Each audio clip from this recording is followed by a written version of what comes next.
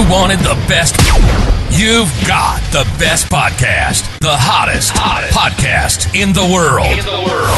The Chris Voss Show, the preeminent podcast with guests so smart you may experience serious brain bleed. The CEOs, authors, thought leaders, visionaries, and motivators.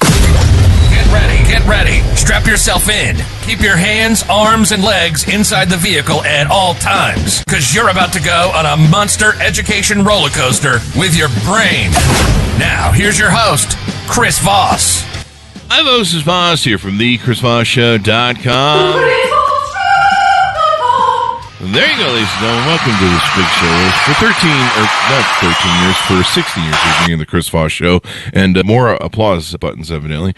And we bring you the smartest people on this show. There's over 2,000 episodes of the Chris Voss Show, and we call ourselves now the Netflix of podcasting. You can binge watch just about any topic you want on the Chris Voss Show, because we have everybody on who's the smartest people. We don't allow dumb people on the show. I'm the only dumb idiot that's allowed on the show, but I own the show, so that's how I got on. Otherwise, they don't let me out. Anyway, guys, we always have amazing authors on the show. We have another one on today sharing his insights, his business, and how he built it, etc., etc. Go to goodreads.com/Chris Voss, refer your family and friends to join us at linkedin.com and facebook.com/Chris Voss, all those crazy places on the internet. We have a gentleman on with his newest book that's coming out June 1st, 2024. I had to remind myself it's 2024 because I'm really not ready for June. That's halfway through the year. Stop. Make it stop. Slow down. His newest book is called Building Success, a Toolbox for Coming Out on Top. Tommy Whitehead joins us on the show today. We'll be talking about his amazing new book, his business insights, his experience, and you'll probably learn a whole mess of stuff that can make your life better. Tommy Whitehead is a licensed residential contractor and president and owner of Tomco Solutions Incorporated, which specializes in full-service residential property makeovers. That includes kitchen and bath renovations, new door and window installations, processing insurance claims as part of disaster restoration services, and rehabbing properties for major real estate investment trusts. He's also a passionate volunteer and fundraiser for many worthy causes. When he's not working or volunteering, he enjoys theme parks, museums, and relaxing by a pool with a family. Who doesn't? There you go. Welcome to the show, Tommy. How are you? I'm doing well, Chris. And let me say, it was ingenious to name the show after yourself, so they shouldn't be able to kick you off of it. That's pretty good. That's true. We almost named it like something general, but I was like, I'm not sure if we'll want to be talking about social media and Twitter 10 years from now. It turns out we weren't. So there. Well, I'm very excited about being part of a show that has a warning about brain bleeds. That's pretty cool. We'll see if we can get some brain bleeding going. So welcome to the show. Congratulations on the new book. Give us your .coms. Where do you want people to find you, look you up on the interwebs? So one of the easiest ways to do it is TommyWhitehead.com. Try to keep it real simple. My company's website's TomcoSolutions.com. But all my links are out on either one of those: podcasts, books, LinkedIn. Plenty easy to find me if you do a Google search on my name. There you go. There you go. I'm always found on the FBI's most wanted list. That's where my search history goes. So give us a 30,000 overview of what's inside your new book on building success. So my book covers growing up poor, all the challenges, things, and problems I've had. It talks about my success, but it really talks about a lot of the failures and what I've learned from them and going along. So I really made it. It sounds like a construction book. It's not. You're not going to find any renovation tips on it. So don't buy that if you're trying to pick color samples. But what it does talk about is being a contractor and being different, considered a disruptor, doing things like podcasts. You know, there's not many contractors on podcasts except for construction podcasts, using public relations, using social media, doing things to help my community, sitting on multiple nonprofit boards. And so it just kind of goes through and learns all the little, talks about all the little quirky things in my life. There you go. And how you built your life, right? Your business? Absolutely. Yeah. We talk about building it and then failing and then building it back and maybe failing again and then finally building it back again. Hopefully, finally. We'll see, who knows? Knock on wood. I've seen your pictures and your sites and stuff, so it looks like you're definitely on the right track and doing well.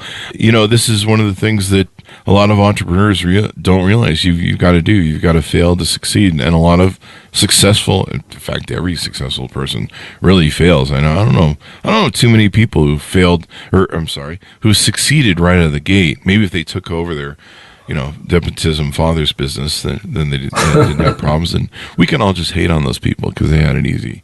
Yeah, we see on social media all the time. We see all the pictures of success and the Ferraris and the pretty young things and all the other stuff we see. We never see what led to that. Yeah, and we're all guilty, including myself. So I thought, you know what? At least let me write it down. Let me prove that, hey, all the cool stuff on my LinkedIn is awesome to look at, but there was so much more behind getting to that point. Yeah, they never show the brain bleed.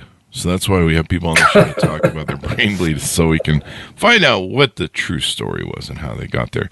You talk about something called a toolbox for coming out on top. What is this toolbox? So they're little nuggets of wisdom in every chapter that kind of tell a story. You learn something in my story, and then it gets a bullet point. It's a tool that can help you succeed. And I boil down an entire chapter into one or two sentences that are quick, often funny, or thought-provoking. And it just kind of makes you think, oh, wow, it is that simple. And sometimes we get in our own heads and stop our own selves. And sometimes it is as simple as a 2-sentence cliche saying that can actually, break the mold and get you past where you're at. Ah, there you go.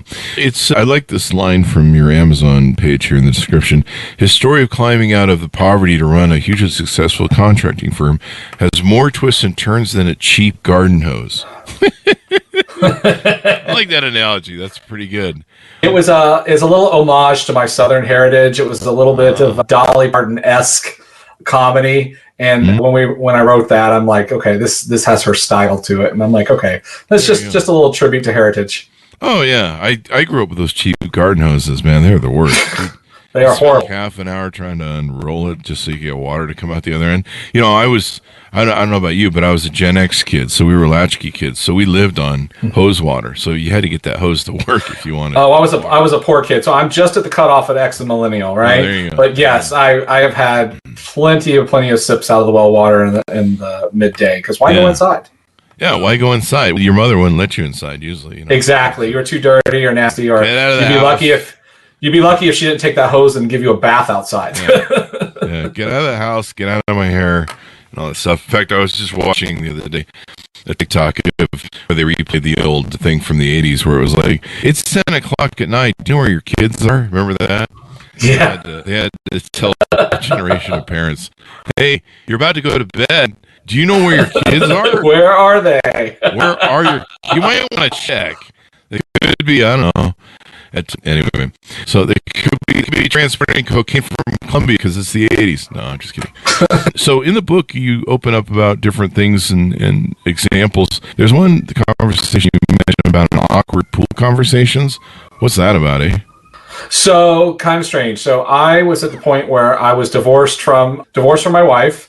And I was dating men and women, and I was at a resort, and it was a gay resort, and it was just a bunch of people around in a pool. All of a sudden, I see somebody, a subcontractor of mine, a vendor, and I'm not out at work in the construction industry. And this was 10 plus years ago. So in the construction industry, especially 10 years ago, was not comfortable being or having any kind of different lifestyle. And so I saw somebody, and even though, okay, so he's at a gay pool party, I'm at a gay pool party. Okay, that's fine.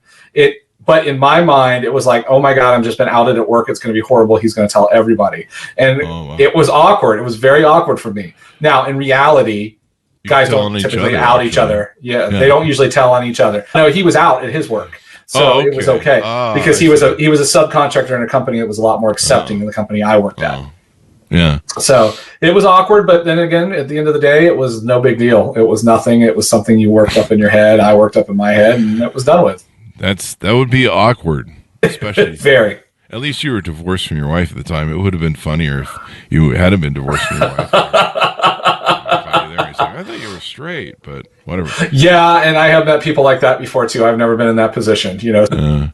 I know a couple of religions where people do that. They're locally actually in Utah. So, give us a talk about. Tell us about your upbringing. What shaped you? What got you into being an entrepreneur? What was motivations or influences for you? See, I always knew as a little kid I wanted to make money. I wanted to be in business. I didn't know what that was, but I grew up in poverty and we didn't have money for lots of things. All the way through school, like I purposely graduated high school a year early. I was 16 years old when I graduated. And in my senior year, I actually worked 45 hours a week in addition to going to school to help bring money home for groceries and other things. And so I always knew I wanted to be better. Is that because you grew up poor? Is that what motivated you? I think so. Absolutely. You know, I didn't want my kid, and I'm fortunate enough to have a son almost 15 now. I didn't want him to experience the same things that I experienced. It's a little scary if there's yelling and arguing going on for money. It's a little scary if you don't know if there's food money or not. You get told the power's off because the line's down off the road, and then you figure out all your neighbors have power, so why is our power off? You know, and all of a sudden it's it's not house. The power's fine, Mom and Dad. It works fine next door, so why is it off here? Those kinds of things, and you don't realize until you're an adult what was really happening there. And you know, your parents try the best that they can, but it's still, you know, I just knew that I wanted to do something better, and I knew I was going to have to push myself very hard to break that cycle. I had the same experience growing up. My parents had ups and downs, and you know, parents do their best.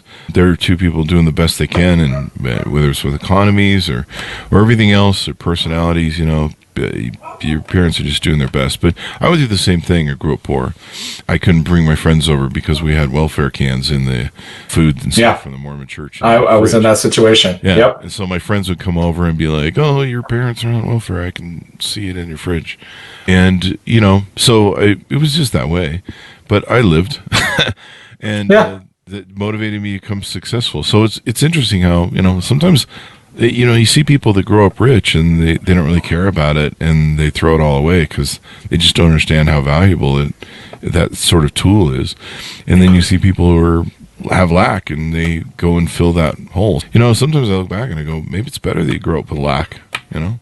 I wonder that as well. Even raising your own kid, you know, you try to give them everything you didn't have, and does that only add to their detriment later in life? You know, because you want them to have that respect. So it's a fine line, and each parent has to answer that for themselves. But I don't have a day I think that I ever wake up and think something could happen today that could cause me to go back to that situation. The likelihood of that is smaller and smaller as my career develops. But I still think, what happened if this happened and all of a sudden we had no payments for mortgage, and then we don't have this, and then all these little niceties and luxuries that we became used to over the last year or two from working so hard are completely gone? What if we're back to standing in a bread line, literally trying to get food? And so I think that motivates me even stronger, that I will not do that. And then now I have a lot of people working for me, and I don't want them to go through that. So it's not just my family now, it's a lot of families I feed. And so I got to ensure that I'm doing well and being successful to support them as well. So it keeps you motivated. There you go. Hassan, I'm not sure if I'm saying that right, says congratulations from LinkedIn. But yeah, that's one of the interesting things about becoming an employer. When you become an employer and you get lots of employees, you realize that you're beholden to them and their futures and their jobs, especially if you're a smaller employer. Or if you're a corporation, you don't give a shit about anything, evidently. I don't know. That's just a joke, people. I'm kidding. It seems that way. But no, you're like, I remember having some awakening moment somewhere in my business where we had nearly 100 employees, and I'm sitting there, you know, signing the old stacks of checks every other Friday. And I'm sitting there going, holy crap, these people, if I fuck up, these people will suffer. And and I'm just like, wow, I thought I had pressure before, but now I get some pressure. So now you don't explain to just your spouse or your kid. Now you got to explain to a bunch of people that did nothing wrong. That's the even scarier part. If you do something wrong and they did everything perfect and they were completely loyal and did all their work, and you mess up, they still suffer. That keeps you moving. Yeah, and there's nothing worse than having to lay somebody off because some business failure, economic failure, some sort of mistake, or sometimes just business models change with different things, and there's nothing worse than having to lay somebody off because they did everything right, and it's fun to fire people who are bad and deserve it. I like that part. So talk to us about your company, Tomco Solutions, you're doing there. I think there's also an event you're working on, a summit, different things. Tell us about what you have going on there. Yeah, so Tomco is a fully licensed construction firm in the state of Florida. We focus primarily on residential, but moving into the commercial space.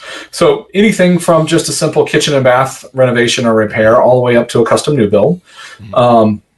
Insurance, disaster restoration, additions, ADUs, all kinds of cool stuff like that. We've also formed Tomco Capital Partners. I've started my own equity firm so that we aren't just looking for construction work anymore. We're actually starting to go out and look for capital to create our own construction projects from our perspective, where we can control not only the capital, but the construction. So we're not trying to find a contractor. We are.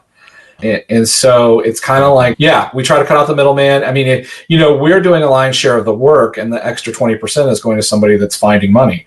And we can find money too. I have a background in finance and accounting, and I'm like, why am I not utilizing that with my construction background? Why not use both and capture both sides? Yeah. To answer your other question, I have a big summit coming up. So my book is dropping on June 1st, which is my 40th birthday. A lot of people would just throw a quick small thing for their friends and have a book signing. And I thought, no. Let's do something bigger. Let's make something where people want to come and watch and attend and help them build their success. So it's not about me. This is about helping other people be successful. So we're actually calling it the Building Success Summit. We have 3 days worth of networking. We have vendor fairs. We have food, open bars. We have 15 panelists from all different industries, and some of them representing funds that are $3.5 or $4.5 billion in assets. We have a lot of ex-NFL players speaking. We have a lot of really cool people coming. And then we're going to wrap down one day with a live Rocky Horror Picture Show. We'll have a live cast for that. And then we're going to wrap up Sunday with luxury yacht tours and a sunset sail. So we're really trying to create it. So with networking, it's not just about meeting, it's about creating a shared experience. Yeah. So if you create that shared experience and you bond like a sports team, win or lose, you start bonding in the locker room over that success or the failure, that experience that nobody else is sharing but your teammates. It's the same way with networking. If you can create these shared experiences of, I helped a nonprofit and watch Rocky Horror while drinking open wine. That's something you have a story to tell about. It puts you in the mood to open yourself up to connections with not only the host, but with all the other guests as well. And that's all coming around June 1st. And you can find that at TommyWhitehead.com or buildingsuccessevent.com. There you go. The great thing about being an entrepreneur is what you're doing. You're giving back. You reach a pinnacle of success and you're able to give back. And a lot of entrepreneurs do this. Why do you feel it's so important for entrepreneurs to have that motivation? It seems to come naturally to us.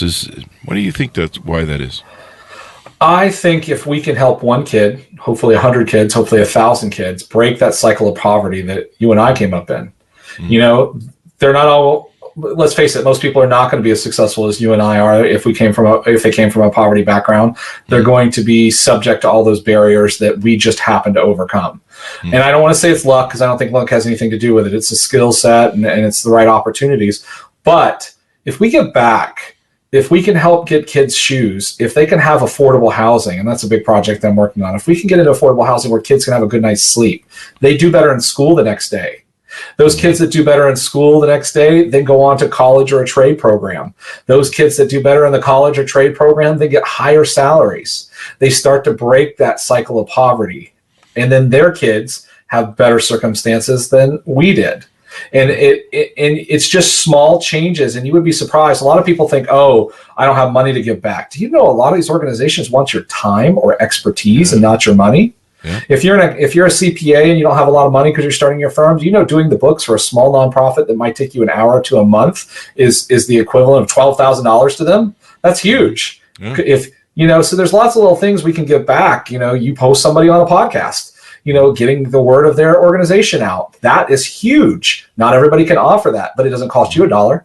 Yeah. So giving back is fundamental to what I do. And I think every entrepreneur I don't care how busy you are, give an hour a week, give some of your time, do something to put back in your community, because your community is the one that's supporting you, and you need to support them. Yeah. And I think entrepreneurs understand the cyclical nature of that, or the cyclical is not the right word. Basically the support of one to another. We understand that a rising tide lifts all boats. How about that? And we understand that if we lift others, they lift us. We all rise together. Entrepreneurs, I think part of it too is our mindset. Most entrepreneurs, they come across something that they don't like, or that doesn't work well for them, and they go, I know how to build a better widget of this. And if I make these changes, and they kind of fire up a passion towards it, and then, they end up making the world better. I mean, I think it was Earl Nightingale who used to say, you're basically, entrepreneurs make the world better and improve the world, and you're paid directly in value to what that is to the community and people who buy your product. And so whatever the cost is, certainly medical, if you do something medical, the value of that's much higher, because we value human life probably higher than we would, say, paper clips. So we don't pay as much for paper clips. I don't know. Some of you might be buying, hospital price level paper clips. I don't know. What are you doing at Staples? $42.99 for one paper clip. I think I've seen some expensive stuff like that. But that's kind of the beauty of what we do, and I think that's the what would you call it? The DNA chromosome of who we are. That, and the fact that, like you say, we lifted ourselves up, not I wouldn't say 100% by our own bootstraps, because we had people that helped us along the way. Mm-hmm. But we kind of were the catalyst for starting that and doing that, because if we didn't start, nothing happens. And we just kind of see how our effects and impacts on the world and different things. So I think it's just kind of our DNA and how we're built, and it's part of the thing, but it's the greatest DNA ever, because giving back and supporting your community is doing the thing. And you're right, you can contribute. You can go down and serve food at the food bank. You don't have to write a check to people. You got a car, Meals on Wheels, delivering and speaking to a senior for 15 minutes so that they don't see anybody all week. You can do all kinds of things. And I think you're absolutely right. Maybe we did pull ourselves up by our bootstraps, but not without help. Yeah. And just because you can't see the help doesn't mean it's not out there. Mm-hmm. There's free help, sometimes in the form of government counseling, sometimes in the form of your local library. There are all kinds of consultants out there that are professionals like you and I that choose to give our skill sets to be mentors to small businesses. Yeah. I didn't get where I was at today by doing everything by myself. And I talk about that in my book. When you start to let go and give it over to allow other people to help you get past your ego, there's no sense of failure. There's no sense of shame. Everybody else around us, all the mega millionaires and billionaires, they all had help getting there. So why wouldn't us, growing up as the poor kids, need help too? Everybody does. And that's nothing to be ashamed of. And one day you're going to be in a spot to help somebody else. And I'm actually in that spot where I help other people through mentorship and connections and networking that I was helped with when I started. Yeah.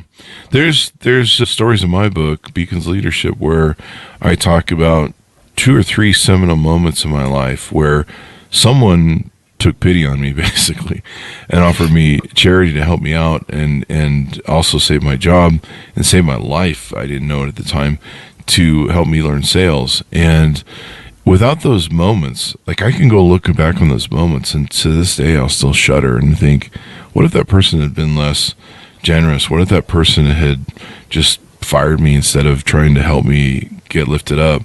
I just shudder to think what my life would have become, because I can literally trace most of the success of my life back to those moments. Those were the moments that were the fork in the road moments, that my journey went different. And like I say, looking back on them, I go, geez, what if I'd never had that opportunity, that fork in the road? I might still be, I don't know, I'd be somewhere probably not very happy, maybe. I don't know. It's you can't always look at life like that would, if it would have been, completely like, you never would have become an entrepreneur if that moment hadn't happened. But geez, I sit and look at them and be like, thank God that moment happened. Thank God that was a a marker in my life. So it made all the difference. Now, with your company, Tomco Solutions, are you primarily licensed in Tampa and in Florida, or can you do business outside of it? What's if people are out there listening and thinking about working with you on stuff, what's the prospects for them? So for your average size home project, we stay in the Tampa Bay area. We are fully licensed in the entire state, but we are looking at and have been consulted on projects throughout the state that are larger. And I have done some consulting outside of the state. So from an investment perspective, if we're looking at a deal, I can be anywhere. From a self-performing construction perspective, I stay inside the state of Florida. But we are the third most populous state, growing by thousands every day. I haven't had to step outside of the state to look for business. It's sitting right here and literally in my backyard. Yeah. And with the disasters like hurricanes and stuff like that going on, you guys have plenty of remodeling that has to be done, unfortunately. It happens. I mean, so we have just the new builds and we have the regular renovations, and then our world stops when a hurricane hits. I'm still working on a house from Hurricane Ian, which was almost 2 years ago. Really? Because of the delays in insurance, delays in permitting, the delays in the mortgage, releasing funds after insurance was done. And I still haven't gotten paid in full for another house I've completed, for that same hurricane. And it gets insane. So yeah, there's always going to be some level of work here in Florida. Yeah, definitely. I mean, there's just, between disasters, and of course any man who's ever been married knows your wife wants to remodel the house every 3 years. So there's that. So this is why I've been single all my life. I never had anybody say to me, "We need to spend $30,000 to redo the kitchen." And I'm like, yeah, no. There's that. That's why I'm single. So yeah, I see my friends do that where they're like, "We're gonna remodel the house." I'm like, I would just burn the house down and start over. No, you should never construct a house either. I'd never be for that. That puts pressure on a marriage too. We have some clients that I've told them, I said, "Hey, what you want to do, we really should raise your house and start over." I'm like, let's do that. I said you're gonna be much happier with the situation after that. You're not wrong. We've had a few times where it's like, "Yep, wipe it and start it clean." Yeah, just nuke that thing. Make sure you're fired. No, don't do fire insurance fraud, people. I'm just joking around. But yeah, I've seen some people who are like, "We're doing a remodel project," and I'm like, "Don't you own a bulldozer? Like, just raise that thing to the ground and just start over." Like, you'll see them. I think there was a guy who bought a castle recently somewhere, probably in the UK, but he did a whole channel on the renovation of it, and it turns out it's just a money pit, really. It's like that movie with Tom Hanks. It's funny. I referenced that movie in my book. So yes. So you got to make sure you buy your copy and read that, and you're going to laugh how you referenced it on your show, and it was in my book. If I was ever married, there's two things I wouldn't ever do. I wouldn't ever do a renovation, and I wouldn't do new construction. It's just a nightmare. I would just say, "Honey, whatever you want, just go. We'll just go buy it." Okay, that's how I roll on everything. Let's just go buy it. Like, "Hey, Chris, you want to mow the lawn?" No, let's just go buy someone to do that. "Hey, Chris, you want to clean the house?" No, let's just go buy a maid. We'll do that. I don't do. There's certain things I've watched my friends go through, and I'm like that. Like, some of my friends, they've almost lost their marriages over remodeling and construction. Yeah, but if you do the right plans and right expectations before you go in, then it's easier. It's still stressful. And I tell a lot of my clients, I tell them point blank, I said, "You love me right now." They're like, yeah, it's a great relationship. I said, "You're going to hate me at some point." No, we would never hate you. I said, no, don't worry. Don't get it wrong. You're going to love me again at the end of the process, but you're going to hate me right now. And just make sure that's happening. Oh, that'll never happen, Tommy. All of a sudden, midway through the project, we're mad, but this is not happening. This is not happening. I'm like, okay, your insurance company hasn't paid. The inspector's not coming out from the bank or the county. This isn't happening. This isn't happening. I said, I told you these are all problems we could have that we hope we don't, but here's the expectations for it. Oh, you did say that, didn't you? Yeah, and I also told you you're going to hate me. You don't like me really very much right now, do you? And they're like, "We wouldn't say that." Yeah, you would. That's okay. Sounds like all the dating relationships I have to give them the same word. You may like me now, but later you're not. It's a very short-term relationship with our clients. Yes, it's a quick college fling is what it is. But it sounds like the important thing is to hire the right licensed contractor, someone like yourself who understands these things, gives people a pre-warning of what's going on. I know one problem your state has and a lot of states has is people who hire unlicensed contractors. Tell us why it's important to hire a licensed one to remind everybody not to be stupid. I'll tell you one of my most recent ones. We get these fly-by-night roofing companies coming in after a storm, and they'll get your roof done in a day. And a licensed professional can get your roof done in a day. They're not pulling permits. Guess what? If you don't pull a permit on a roof and it's brand new, and your insurance company comes out to do an inspection, they look at the last permit pulled. So if the last permit was pulled 32 years ago, with a life expectancy of a roof being 25, they say you have to replace your roof, even if the shingles are brand new. Wow. That's how aggressive they're getting. They want proof that a licensed contractor installed it properly. Oh, yeah. That's the same if you're selling your house now. You have agents being a lot more strict. They say, we see a new kitchen, we see a new water heater. We want to see those permits. We don't want a handyman doing it. I've gone in and repaired plenty of houses that look beautiful, and then you open something up, and all of a sudden you can tell a handyman was doing the plumbing. Nothing's up to code. Nothing was done correctly. Things are spliced where they shouldn't be. Breakers are popping. It's all because some guy armed with his YouTube knowledge and HDTV knowledge tried to do a renovation because he can do it for cheaper. Yeah. So we're going to get to the point where they're going to do permit histories when they're doing insurance applications. Wow. And they're going to look and see it. I see that coming. The insurance companies are looking for any way not to pay a claim. They're looking for any way to protect themselves and their investors. So they're going to do this kind of stuff. If they're doing it on roofs now, they're going to do it even further. But you're using a licensed contractor is important for so many reasons. It's the quality of the work. It's ensuring things are inspected properly. For insurance purposes, if you used an unlicensed contractor to do repairs that are then result in a fire in your house, your insurance company may not cover that because you use an unlicensed contractor to perform services and expose them to a needless risk. It's possible. It has happened before, but it affects the saleability of your house. Like I said, that new roof is not new unless it has a permit. Don't care if it was done 100% correct. It is not new if it didn't have a permit. Wow. How is the insurance situation looking in Florida? I know a lot of insurance people pulled out. I think California's going through the same thing. California is going through the same thing. What they're dealing with fires, we're dealing with the increased weather activity for hurricanes. And so it's rough. Even the policies that are federally mandated don't cover everything. And if your house floods, it only covers some of the damages. It's rough in just regular markets where you're not in a heavy windborne area and you're not in a flood zone. Our insurance rates are still drastically going up, but that's just homeowners insurance. I just renewed my contractor's insurance, and the first thing they did was try to triple it. And I had to go back through and revise, and I got it down to just a 50% increase.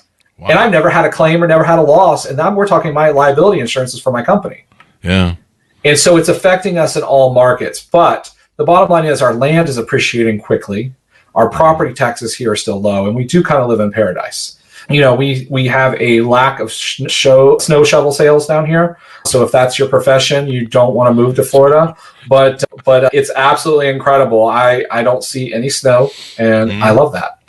Don't you use snow shovels though for the scar faces down there moving cocaine? You gotta shovel it. And, Chris, we don't talk about that. Yeah, that's an 80s Scarface cocaine joke. They don't do that down there anymore. They don't move shit from wherever. Anyway, I had to do my Scarface Al Pacino reference. It's a law that we have to do that every show. Anything we haven't touched on about your book, your summit, and what you're doing there at Tomco? I would think that just going back to the construction side is make sure you're using licensed and insured vendors. Not the cheapest. It's expensive owning a home. Don't get into a home if you aren't ready to spend it. Don't be a do-it-yourself warrior for big things. If you want to go to town and redo your landscaping bed, by all means, go and do that and spend your time, do something. If you think you can pull that wall down very easy yourself and you have no construction experience, don't do it. Don't do it. You're risking the integrity of your house and your marriage at the exact same time, and you might be able to deal with losing one, but you can't lose both at the same time. That's true. I've dealt with people. They're like, "We're going to tear out that wall," and I'm like, "That's a load-bearing wall." I think I'm no pro, but it'll be fine. I don't need a contractor for that. Yeah. And they're like, "What's a load-bearing wall?" And I'm like, "You should probably investigate this more. Talk to a licensed contractor." There you go. Tommy, thank you very much for coming to the show. We really appreciate it. Give us your .coms. Where can people find you on the interwebs? Easiest to find me is TommyWhitehead.com. You can find me at TomcoSolutions.com. And if you want to come to a kick-ass networking event and book launch, you want to go to BuildingSuccessEvent.com. There you go. There you go. Tommy, it's been fun to have you on. We've learned a lot, how to build a business and inspire some people, so hopefully we motivated a generation of entrepreneurs. I hope so. Thank you so much for having me. There you go. Thank you. Order up the book, folks, wherever fine books are sold too. Building Success, a toolbox for coming out on top. It's June 1st. 2022, you can order it available now. You know, being an entrepreneur is one of the greatest things ever. It really is. Sometimes it has its bad moments, but you know, you learn to overcome them. You just never being self-accountable as an entrepreneur is like the one trait you have to learn, and it's the greatest trait that will self-actualize you like few things ever will in this world. Anyway, to my audience, go to goodreads.com/Chris Voss, LinkedIn.com/Chris Voss, Chris Voss1 on the TikTokity and all those crazy places on the internet. Thanks for tuning in. Be good to each other. Stay safe. We'll see you next time.